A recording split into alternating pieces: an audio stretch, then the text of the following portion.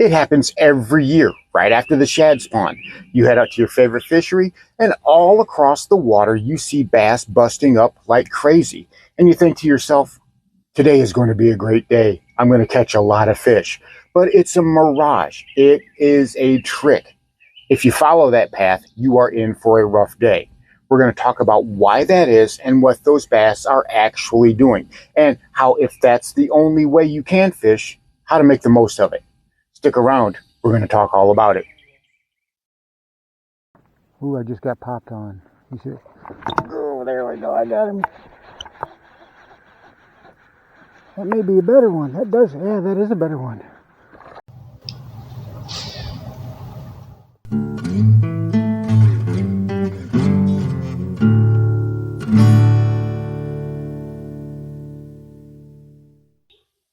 Welcome back to Lowbrow Fishing.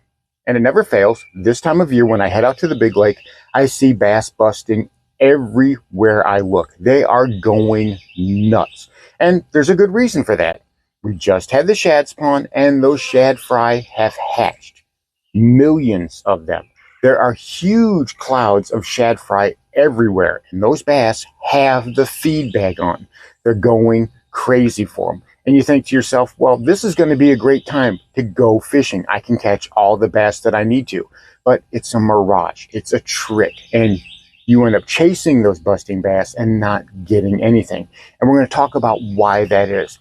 But before we get started, if you like bass fishing content that always tries to be inclusive, whether you're fishing from a boat or whether you fish from the bank, and always thinking about budget because not everyone has a lot of money to spend on bass fishing gear, then this is the channel for you. Click that subscribe button down below. And while you're down there, give this video a like. I would really appreciate it. So, what's going on? Well, it doesn't matter if you're on the boat, it doesn't matter if you're from the bank, you can see those bass busting right by you. They're all over the place. You cast your bait out there, right in the pile where you see them busting, right in all that wave action, and you work your bait. Nothing. Not a single thing. Only for those bass to bust a short distance away. You reel in as quick as you can and you cast and you fire it right in there. You start working your bait through that area. Nothing. Only for them to start busting in another location, right? So you cast over there. Nothing. And that process plays out the entire day. And the longer it goes on, the more frustrated you get. And you say to yourself, well, those bass are just keyed in on those minnows. They don't want anything else, and they're just keyed in on those minnows. And that's only partially true. See, what's happening is those little fry are moving under the water. They are screaming. They are not staying in one spot. And the bass are basically just swimming after them with their mouth open. So they're all moving. So when you see them splash on the water, they're gone. They're splashing on the water and then they're gone. So when you're casting in there, those bass are already gone. So it might seem like they're ignoring you, and in a manner of speaking, they are. But the truth of the matter is you're actually a little late to the fight. You know, I've tried to do this for years, and I finally came up with a way that works for me. Because like a lot of guys, when I see that, it's irresistible. You have to go in there and you have to make some casts. And I've worked with jerk baits, I've worked with flukes, I've worked with wacky rigs, I've worked with crankbaits and all manner of different baits trying to get bites. I don't ever get anything, and it becomes very frustrating. You know, it got to be like a couple of years ago, I would see that activity happening on the lake, and I would basically just say, okay, well, I'm done. I'm not going to catch anything. Because all the bass were chasing it. I would flip up under flooded brush. There's no bass there. I would work a frog over hydrilla flats. There were no bass there. They were all chasing those shad fry. And no matter what I did, I couldn't get a bite until I figured it out. Until I figured out what was happening. Until I figured out that those bass were actually constantly on the move. And you have to stay in step with them. Because if you don't, well, you're missing out on a lot of fish. And that required me to do two things. Number one, I had to change the type of lures I was using. This is what I switched to. A twitch style topwater, like this Rebel Popar, right? Everybody loves a Rebel Popar. And there's nothing fancy about it. It's just a regular I guess this would be a perch pattern with a yellow belly, and it's a great bait ordinarily for a lot of different situations. I have this on a normal average style bait cast. This has got 30-pound braid to it. This has got to a 20-pound monofilament leader that's about 7 or 8 feet long, 7 foot, medium heavy, a 7:3-to-1 gear ratio reel. Now, normally I will go with something a little bit higher than that if I can. This is the one time when I'm fishing a twitch style topwater bait that I really want a fast reel. Sometimes I'll even go to an 8-to-1 reel, and there's an important reason for that because of how I'm fishing it. And that is, I stand there like a sentinel. I do not make casts until I see the splash. Don't make casts till you see the splash. And then fire right in there, because you have just a few seconds. That's all you've got, is literally that long before those bass are gone. And a topwater popper, a twitch bait, something along those lines, right? A bait that splashes on top of the water, something that you can pop and jerk. That's what's going to get those bites. But you've got to be very quick. So I'm standing on the front of the boat, and I don't have a line in the water. I'm waiting for those bass to reveal where the next splash is. And I'm constantly trolling around. I am not sitting still, because those bass certainly aren't. So even from the bank, right? I keep my feet moving. If I can walk out on a dock, I do that. If I can find an open spot along the bank, and it doesn't matter the type of bank, the bass don't care. They're not focused on that. What they're focused on is finding and chasing down those little fry. So you have to keep that in mind. Keep your reel in your hand. Keep your bait at the ready. Wait until you have the perfect moment to cast your line out there. And then when you see it, fire it in there. And I'm telling you what, you will have a lot more success.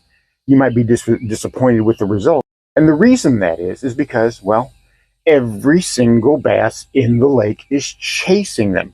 And there are far more dinks than there are toads. In any given fishery, especially a public fishery, there are far more dinks than there are toads. So you have to work with that. You have to understand that you're going to go wading through dink after dink after dink, because there's more of them, and they're more active, and they're more willing to bite what's around them without even thinking about it. But eventually, you catch 10 or 15 little dinks, but mixed in there will be a few nicer bass. It's just the way that it is. I started out yesterday when I was out on the big lake. I started out throwing a jerkbait. And a caffeine shad, and I had a wacky rig tied on, throwing it right in those areas like I was talking about, not getting anything. I just wanted to see. I wanted to try something different, but those bass decided that they weren't going to be anything about that. So I just bit the bullet and tied this on. Just a Rico popper. I know these things are about $25, but this was a gift, so this is the reason why I have it. And it's a great popper. It really is. It's got a different kind of noise to it. It's got a different kind of bloop to it. You can work it a little faster. You can work it a little bit slower. But I stood there like a sentinel, like I said, like a guard, like a tree. And whenever I saw those bass busting, I cast it right into that hole. And, well, I actually got an okay fish. All right, we got the old Rico popper. I'm not playing around no more. I'm not going to play around no more. Let's go ahead and see if we can get something with this popper. Last time I used it through here, I caught a little teeny tiny. I mean, smaller than the popper practically.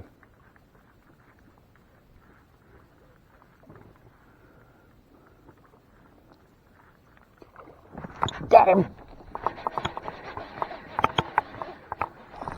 There we go. All right, come here, you. There we go. Rico popper doing work right off the bat. I'm gonna have to get you unhooked out of there so I can get you unhooked out of there. There we go. And it gives us a chance to see what's feeding here. Yeah, about a pound. Right at a pound. Nice little bass. I appreciate it, dude. Thank you. All right, let's see if we can't keep that train rolling. Get a bigger one. Not a giant, but considering the dink after dink after dink that I had been catching, it was nice to have something at least in the 1 pound range. But that's how it is when you're fishing this time of year. I went from that Rico popper to actually this guy right here, a Booyah Prank. This was great. This little color right here was the perfect color, that little translucent. It looked like a little shad fry. It looked like a little shad. And I worked it just a little bit at a time. These you don't walk. These, they make a bloop. You give it a second, wait for it to pop up. You bloop, give it a second, wait for it to pop up. And you can crank it underwater just a little bit. But for the most part, I was doing the one step with these. Cast it out there, twitch it one time, let it come up, twitch it one time, let it come up. I was working it as fast as I could, but whenever I would cast it out into an area, I wasn't working it all the way back to the boat for the most part. I would work it into that area, and if I got a bite, I knew I was onto something. And if I didn't within 30 seconds or so, I just brought it back to the boat because I knew the bass had already gone. But it was pretty good because after a while, I was actually able to catch a pretty okay bass with that prank. Get over there. Come on. Oh, what are you doing? Make a sound.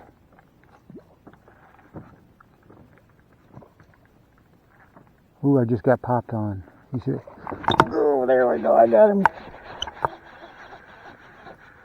That may be a better one. That does. Yeah, that is a better one. All right, about time we got a better fish. Hot dog. Ooh, look at that. Nice fish. Nice fish. Booyah Prank. Doing work. That's what they're busting on, kids. They're busting on little baby shad. Little shad fry. I gotta get the pliers for him. I gotta get the pliers for him. All right.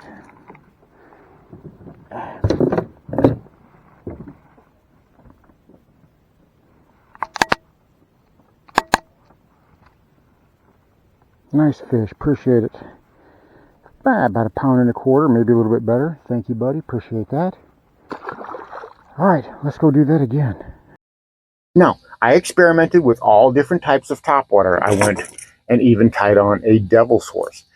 I caught another handful of dinks with this.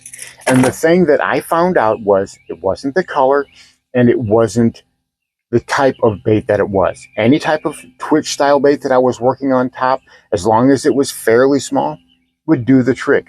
I had that perch colored popper. I had the white Rico popper that I used. I had the clear Booyah Prank. I had the yellow devil's horse, and I was getting bites on all of those colors. And some were bigger, some were smaller. Most of them were really tiny, but the thing that I noticed about all of those fish is they were very gorged. I mean, they were gorged. Even the tiniest little dinks had great big swollen bellies because they were doing, as I said, just swimming around after those shad fry with their mouths open. And this is going to be the norm for a while, for at least the next couple of weeks. This is what we can expect to see. So when you see this on your lake, you'll know exactly what's happening and exactly what you need to be doing to start catching some fish. So there you have it. After the shad spawn, when you see bass busting up all over the place, you'll know what to do, and you'll be able to recognize it for what it is. Stay focused, stay patient, work topwater twitch baits. You'll have to wade through some dinks, but you'll catch some nice fish in there too. Thanks for watching Lowbrow Fishing. We'll catch you in the next one.